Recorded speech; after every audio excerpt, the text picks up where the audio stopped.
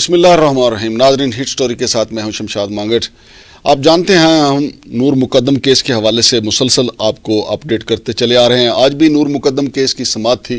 لیکن آج کی خاص بات یہ ہے کہ نور مقدم قتل کیس کا جو مرکزی ملزم ہے جس کا نام ہے ظاہر جعفر، آج بڑا حشاش بشاش نظر آ رہا تھا اور ایسا لگ رہا تھا کہ پولیس نے اس کا کوئی خاص علاج بھی کیا ہے، کیونکہ اس سے پہلے جو دو پیشیاں ہوئیں اس میں ملزم نے کافی ڈرامہ کیا تھا کہ اس سے چلا نہیں جاتا، وہ مریض ہے، اور جیسے کہ کہا جاتا ہے کہ اس کے وکلا نے اس کو یہ مشورہ دیا تھا تاکہ اس کو نفسیاتی مریض ڈکلیئر کروا کے اس کو رہائی دلوائی جا سکے. لیکن سول سوسائٹی کا بڑا پریشر آیا ہے، پھر آئی جی اسلام آباد نے بھی اس کا نوٹس لیا ہے تاکہ ملزم جو ہے وہ بچ کے نہ نکل سکے اور انصاف کے تمام تقاضے پورے ہو سکیں. ناظرین، آج جو سماعت ہوئی، جو مقتولہ نور مقدم کی طرف سے وکیل ہیں شاہ خاور ایڈوکیٹ اور عدالتی معاون بھی ہیں، انہوں نے سماعت کے بعد میڈیا سے جو گفتگو کی وہ بھی ذرا سن لیں. پارٹس کو ڈسپلے کیا گیا جس کی روشنی میں انہوں نے جو تفتیشی آفیسر ہیں ان سے کچھ کویشچنز کیے، اور لیکن ایک چیز ضرور ہے کہ جو پروسیکیوشن کیس ہے الحمدللہ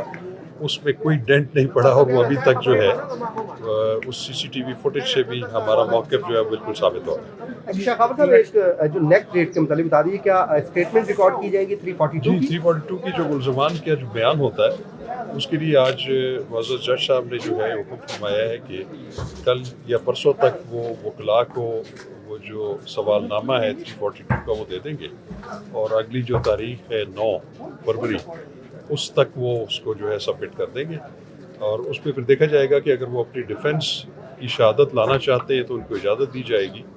ادروائز اس کے بعد جو ہے فائنل بحث ہوگی اور اس کے بعد یہ جو ہے اس کا فیصلہ ہو جائے گا. جی تو ناظرین، جب ملزم کو لایا گیا تو ملزم اپنے قدموں پہ چلتا ہوا ہے، پھر ملزم کو واپس لے جایا گیا تو ملزم اپنے قدموں پہ چلتا ہوا واپس گیا. اس سے پہلے آپ نے دیکھا تھا کہ ملزم جو ہے وہ گردن نیچے مرغی کی طرح گرا کے، جیسے بیمار مرغی ہوتی ہے اس طرح کرسی پہ بیٹھا ہوا تھا، کرسی پہ اٹھا کے لائے تھے. اور پھر ایک پیشی پہ تو ایسا بھی ہوا کہ ملزم کو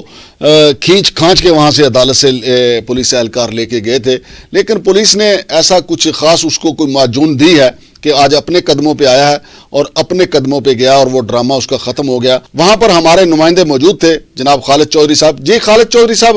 آج کی سماعت میں کیا ہوا ہے؟ نور مقدم کیس میں آج تفتیشی افیسر ستار بیگ پر ملزمان کے وکلاء نے ڈی وی آر کے اوپر اپنی حتمی جرح مکمل کر لی ہے، جبکہ عدالت نے اس کے بعد کارروائی 7 فروری تک ملتوی کر دی. اس کو دیکھتے ہوئے ملزمان کے وکلاء نے 3 متفرق درخواستیں دائر کی ہیں تاکہ اس کیس کو طوالت دی جا سکے، جس میں پہلے نمبر پر ایک درخواست میں ملزمان کے وکلاء نے اسلام آباد پولیس کی جانب سے جو پریس کانفرنس کی تھی اس کے اوپر درخواست دائر کی کہ اس کے خلاف کارروائی کی جائے، یہ پریس کانفرنس عدالتی کارروائی کو متاثر کر سکتی ہے. دوسری درخواست میں ملزمان کے وکلاء نے یہ درخواست دائر کی کہ جو تفتیشی افسر نے جائے وقوع کا نقشہ بنایا ہے وہ غلط ہے، لہٰذا عدالت کے جج اور یا کورٹ خود وہاں پر جا کر موقع ملاحظہ کا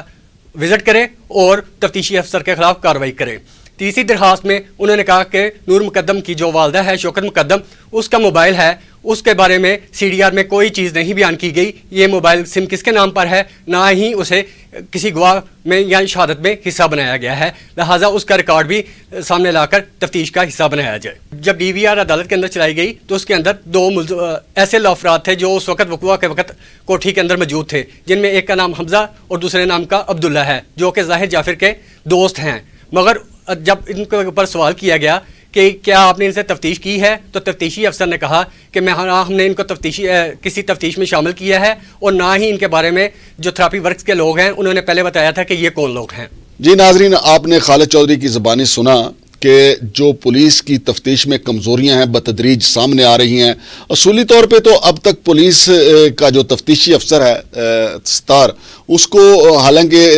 ظاہر جعفر کی جو والدہ ہیں وہ ان کی ضمانت ہوئے بھی ایک عرصہ ہو چکا ہے، اس کو شامل تفتیش کرنا چاہیے تھا. وہ اتنی دیر تک جیل میں رہی، جب وہ جیل میں تھی اس وقت ان سے تفتیش کی جانی چاہیے تھی، لیکن تفتیشی کا کہنا ہے کہ ابھی تک اس کو شامل تفتیش نہیں کیا گیا کیونکہ یہ ایک بہیمانہ اور خوفناک قتل ہے. اور اس کے علاوہ پھر یہ 2 جو نئے کردار سامنے آئے ہیں جو فیسیلیٹیٹر ہیں قاتل ظاہر جعفر کے، جن میں ایک حمزہ اور دوسرا عبداللہ ہے، اس سے بھی تفتیش نہیں کی گئی. تو یہ وہ کمزوریاں ہیں جس کی وجہ سے انصاف ادھورا رہ جاتا ہے. اور عدالتیں جو ہیں چونکہ وہ پولیس کے چلان کو دیکھتی ہیں، پولیس کی تفتیش کو دیکھتی ہیں، تو یہ سارا کام تفتیشی ستار نے مکمل کرنا تھا. اور ستار اس سے پہلے بھی اپنی کمزوریاں جو ہیں وہ عدالت کو بتا چکا ہے، جس پہ آئی جی اسلام آباد نے نوٹس لیا تھا۔ اب چونکہ یہ کیس آخری مراحل میں ہے، دیکھتے ہیں کہ آگے کیا ہوتا ہے، لیکن امید یہی ہے کہ انصاف کے تقاضے پورے ہوں گے اور قاتل جو ہے، درندہ صفت قاتل جو ہے، وہ پھانسی کے پھندے تک ضرور پہنچے گا۔ شمشاد مانگڑ کو اجازت دیجیے، اللہ حافظ۔